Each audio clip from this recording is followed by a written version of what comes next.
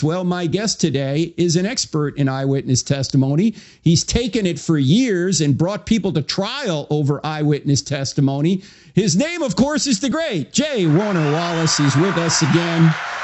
He was on last week in the podcast we air on the American Family Radio Network because we were discussing his brand new graphic novel that he's written with his son called Case Files, Murder and Meaning. If you hadn't listened to the podcast last week, you need to. But today we're shifting gears and we're talking a little bit about eyewitness testimony. So, Jim, I know you've interacted with Bart Ehrman before, particularly in writing. Does he have a point here? What would you say if you were debating him and he had brought this up? Well, a couple of things. So, yeah, of course, I try to be pretty fair about, and I have written a little bit about Bart, but not too much. I don't find myself kind of trying to be an adversarial role. I mean, everyone's got some observations they make about eyewitness claims. Few people, though, have had to bring eyewitness claims to trial to test them in front of a jury. And that's one of the benefits you get, right? Like, I'm not a biblical scholar, but I do understand what eyewitness testimony looks like. And I've never had a case ever in which I didn't have what somebody could call contradictory eyewitness accounts. I mean, I just have never had a clean case like that. We've never lost a case because it turns out we have to kind of define like what is necessary to prove an event in the past. Whether that past is 5 weeks ago, 5 years ago, 5 decades ago, or 5 centuries ago, the question is, what do you need? How much certainty do I need? Now, first of all, it's really easy to dump 20 alleged Bible contradictions in one sentence and make this overwhelming, like, death by 1,000 paper cut kind of objection. But the reality of it is that most of the things he's talking about have been really easily addressed for centuries. And, if you appear to be a man and you appear as an angel who appears to be a man, you're going to get a variety of different descriptions of that being. And if there's, two present, there's also one present. So depending on what you're trying to chronicle, the person who spoke to you, that was one of those two angels. And so that's who appears in that one. Look, in the end, what typically is offered as a unreconcilable contradiction is really not that at all. It's about what I choose to say as a witness. Now, let me tell you how we clear it up in real life. So I get a case, and it's 10 years after the fact, and I've got 5 eyewitness accounts. They are not written by the eyewitnesses. We don't do that. We don't give them a pen and write them. What we do is we have detectives or police officers in the field or in the office interview eyewitnesses and then write a supplemental report that contains the eyewitness account. So the idea, for example, well, you can't trust Luke because he wasn't an eyewitness. Well, no, he's like the detective who's interviewing the eyewitness. It's still an eyewitness account. It's just recorded by a report writer. That's what every case I've ever worked has. So in the end, Mark. Well, who's Mark? Well, Mark is sitting at the feet of Peter. I think there's more than ample both historical and internal evidence to suggest that Mark is really just chronicling the stories of Peter. So in the end, he's the report writer for Peter's account. So you're going to have to kind of weigh these and ask yourself the question, are these eyewitness accounts? Now, I've seen scholars, our friends, who will quickly kind of point to some genre of literature to try to reconcile these differences. But I'm just telling you, if you've got 5 eyewitnesses to a case that happened a year ago, you're going to have what appear to be irreconcilable differences in the accounts. Now, how do I solve it typically? Well, if it's just a decade ago, hopefully these folks are still alive. And I can ask follow-up questions. Because I see in this report you mentioned that this one person said something. Did you see anything else there at that scene? I won't tip to him that I'm looking for, did you see 2 people? But did you see anything else there? And now he's going to offer me another part of the story that in the first interview was not the focus of the interview for any variety of reasons. So because I have a second chance to interview him, typically you can reconcile all of the things that appear to be irreconcilable differences, but were simply a matter of either perspective or attitude or a reflection of prior commitments of the witness before he did the interview. Now, here's the other problem I have, though. I have many accounts where both the witness and the report writer are both dead. Hey, by the way, sometimes the witness is dead, but the report writer I can interview, and I'll say, look, he only says he saw one person here.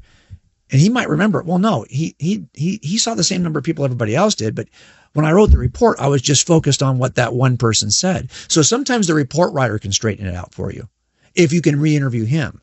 But sadly, there are cases I have where both are dead, the witness and the report writer. Well, now what do I do? By the way, you don't think a defense attorney is going to make a huge deal out of this? Of course they are. It's going to sound a lot like Bart Ehrman just sounded in making that case. And what we have to do is help jurors to understand that even in the same observation, I mean, I wish you could run that test in front of a jury, right? Or have somebody come in and smack me in the back of the head and run out of the courtroom and say, now, jurors, I want you to all write down what you just said. You would see the same level of apparent disagreement for what you know just happened. Just happened. This is because what we do is when we sit as a witness, we bring into the experience all of our own past experiences, all of our desires that help us to focus on certain things you're interested in, you will focus on. If you're somebody who loves shoes, you might know what kind of shoe this guy's wearing.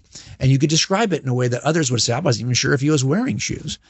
Or I might mistakenly think he's wearing. Now, why would God? This is what it comes down to, though. We have a sense that we have defined terms when it comes to biblical inerrancy and biblical the biblical scriptures that in some ways, why would God, for example, allow there to be differences, textural differences? I mean, just the nature of the report. Why would he allow these differences that seem confusing? And by the way, you don't think these were available and obvious to people in the first century who were assembling the canon? You don't think that Irenaeus, you don't think that Ignatius could look at those gospels and say, these seem to be slightly different? Well, clearly they knew enough in the earliest ages of this to not flinch under the differences because they had access to the people who actually wrote the accounts. And so they could actually do some interviewing of themselves. We don't have that access now. So my thinking on this is that if God wanted to give us 4 accounts that actually met the criteria and standard of any other eyewitness account you might learn of in your own experience as a detective, these 4 accounts have the exact level of variation I would expect to see from 4 eyewitnesses.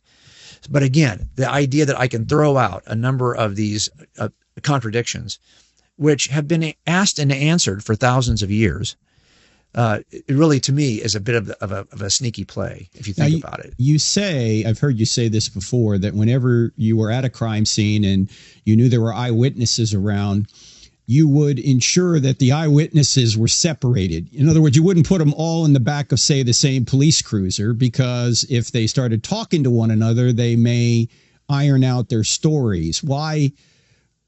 Unpack that further. Why would you separate them? You wanted variation, in other words, didn't you? Well, yeah, let's put it this way. If we had one gospel, there'd be no variations. Right. Yeah. One gospel, no variations. Yeah. And so, but with 2, now we're tempted. Should we harmonize these? Yeah. There were people in history who tried to harmonize the gospels. Yeah. And they did that because they saw the same thing that we're seeing thousands of years ago. They saw the same thing we're seeing.